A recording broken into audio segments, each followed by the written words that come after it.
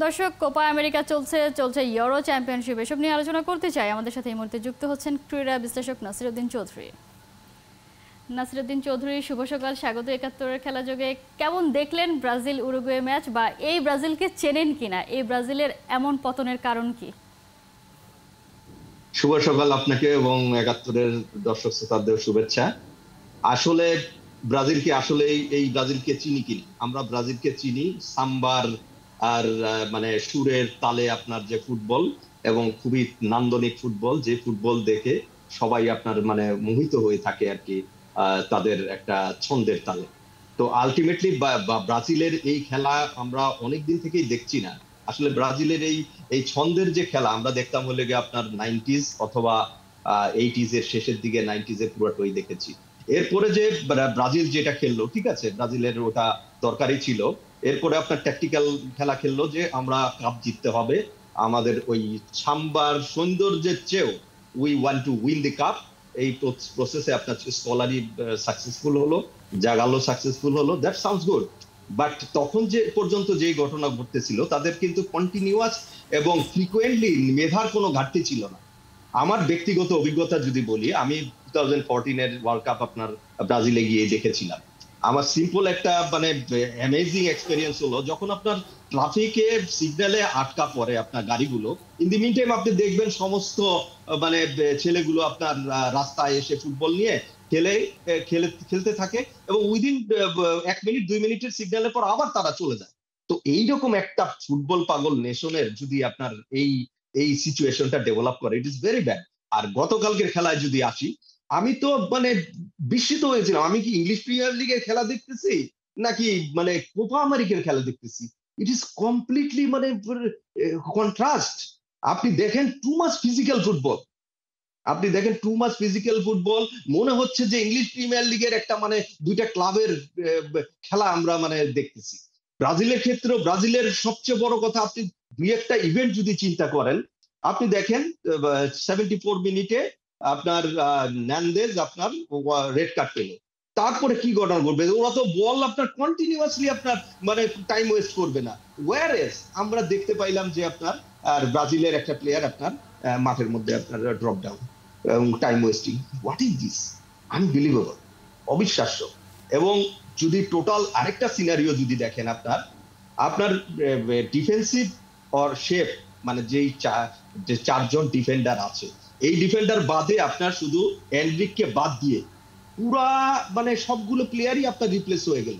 তার মানে কি দাঁড়াইলো? আপনি এটা কিন্তু রিফ্লেক্ট করে যে কোচের যে ট্যাকটিক্স এবং প্লেয়ারদের যে মানে অ্যাপ্লিকেশন সাচে মানে মানে মানে পুয়ার ছিল, যার ফলে একটা দলের শুধু আপনার গোলকিপার এবং ডিফেন্স লাইন বাদে এবং ফরওয়ার্ডে এনরিক বাদে, আপনার জাস্ট নাম্বার 9 বাদে, আপনি পুরো জিনিসটাকে পরিবর্তন করে ফেললেন।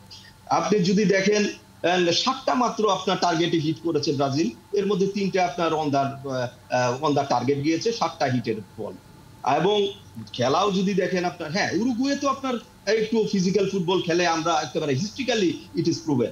But what is your planning, what is your tactics against the Uruguay?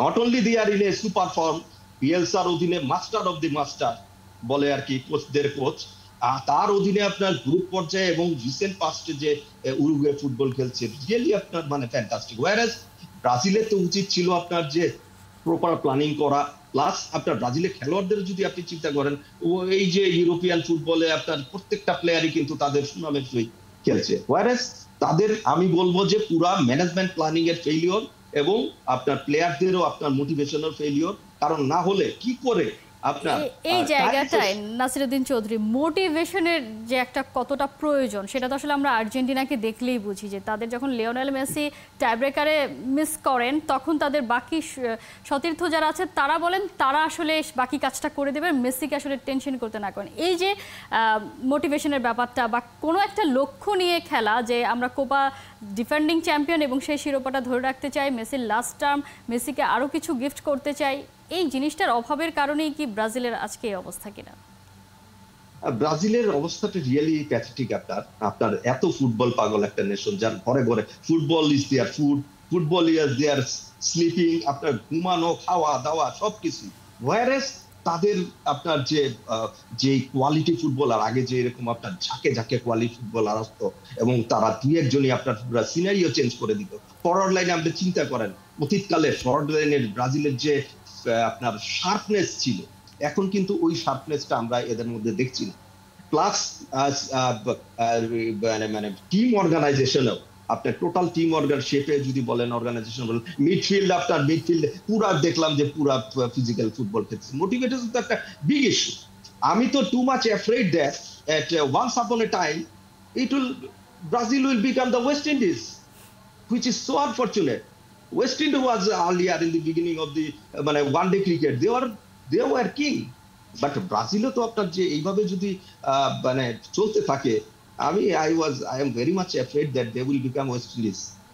নিশ্চয়ই আমরা হয়তো দেখা যাবে যে বিশ্বকাপে আসলে তারা যে ধরনের পারফরমেন্স করে সেইটাও আসলে অসম্ভব কিছুই না যদি আসলে তারা খুব দ্রুত কামব্যাক না করতে পারে। আমরা একটু ইউরোতে চলে যাই, আরও এক্সাইটিং হয়। কোপা আমেরিকা থেকে ইউরোর দিকেই তো আসলে আমরা সারা বছর জুড়ে তাকিয়ে থাকি। ইউরোপিয়ান ফুটবল আমরা সবাই ফলো করি।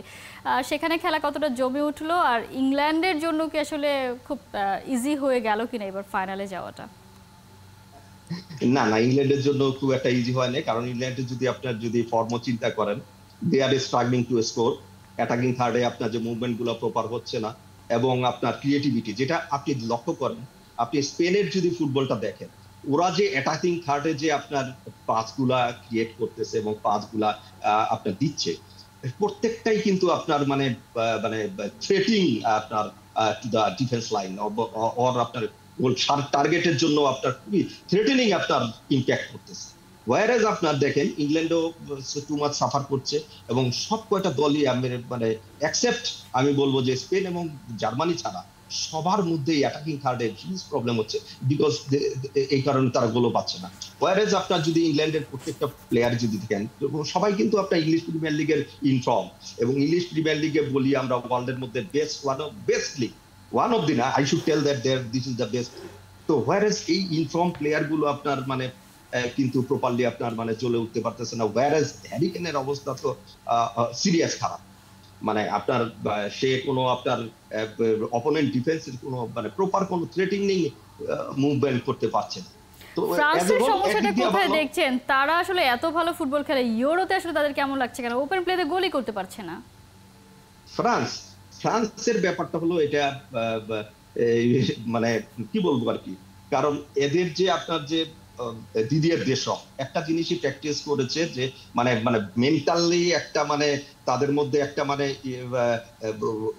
ভিতরে ঢুকেই আছে যে কোনো উপায়ে আমাদের কাপটা উইন করতে হবে। আপনি দেখেন 2018 যে ওয়ার্ল্ড কাপ আপনার খেলেছে, আপ টু কোয়ার্টার ফাইনাল পর্যন্ত they are doing good, but after that ওই আপনার 34% বল পজিশন, বাট একটা দুইটা গোল করেই আপনার টোটালি আপনার মানে জেতার জন্য খেলতেছে। প্লাস ফ্রান্সেরও আপনার যে বর্তমানে যে দিদিয়ের দেশ লং টাইম আপনার কোচিং আছে ফ্রান্সের, তারও আমার মনে হচ্ছে ওর ট্যাকটিক্স এবং যে প্লেয়ারদের ম্যান ম্যানেজমেন্টেও আপনার কিছু ঘাটতি হচ্ছে, যার ফলে এটা ইমপ্যাক্ট করতেছে এবং আসলে করতে হতে পারে যদি আসলে প্রতিযোগিতায় টিকে থাকতে হয়। কারণ ইউরোপিয়ানে চ্যাম্পিয়নশিপে যেভাবে আসলে প্রত্যেকটা দল পারফর্ম করে, সেদিক থেকে আসলে টিকে থাকতে গেলে নিশ্চয়ই আমরা তো এনজয় করছি, আপনার সাথে নিশ্চয়ই আলোচনা হবে। নাসিরউদ্দিন চৌধুরী, অসংখ্য ধন্যবাদ এতক্ষণ আমাদেরকে সময় দেওয়ার জন্য। দর্শক, আমরা কোপা আমেরিকা এবং ইউরো চ্যাম্পিয়নশিপ নিয়ে আলোচনা করছিলাম। আমাদের সাথে এতক্ষণ যুক্ত ছিলেন ক্রীড়া বিশ্লেষক নাসিরউদ্দিন চৌধুরী।